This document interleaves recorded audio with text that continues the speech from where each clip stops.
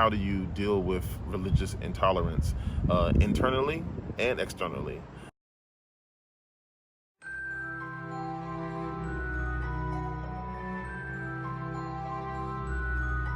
Hey guys, Aldo back for another video here on the Pagan Perspective. Happy Friday, guys. It's a wonderful day, at least where I'm at here in the eastern part of the United States. But let's go ahead and jump straight into the topic. It's a series of similar questions, so I'm going to put the question down below.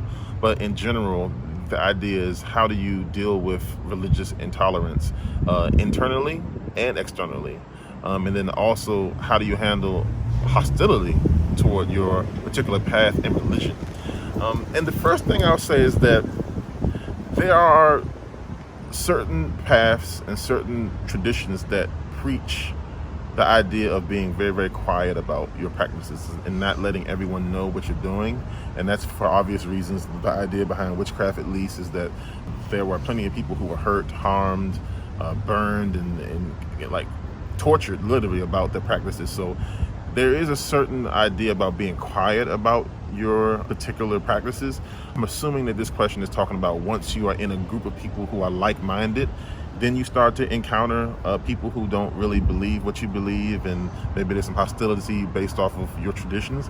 And in those cases, I feel that that's a good chance to either build your own group, because there are plenty of social sources out there, whether it's Facebook, whether it's Meetup, which is a great way to build your own group as well. And there's many things like Second Life, where you can connect with people across the pond, other countries, and just build a more stronger community that's more conducive to what your path is all about.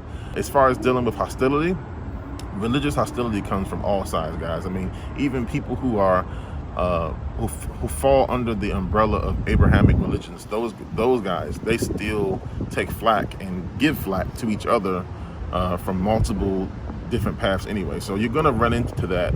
I would just say it would be a good time to move, look around. I feel like there's no contract signed, there's no major obligations to stick in those circles. Either make your own circle or consider becoming solitary. That would be my advice on how to deal with it.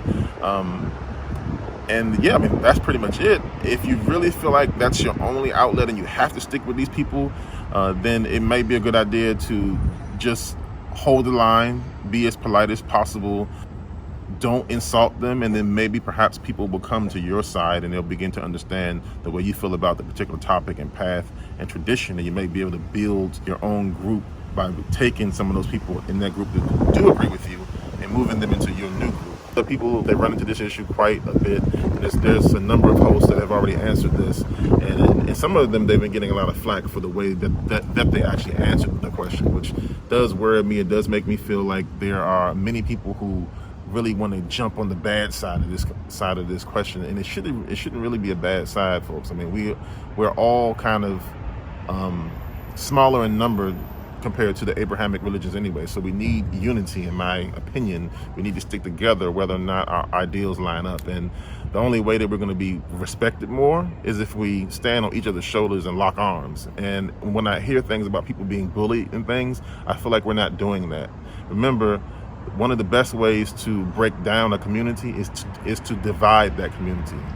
Communities are stronger when we stand together. I'll see you guys next week here on the Pagan Perspective. Thank you so much for watching this video, and blessed be.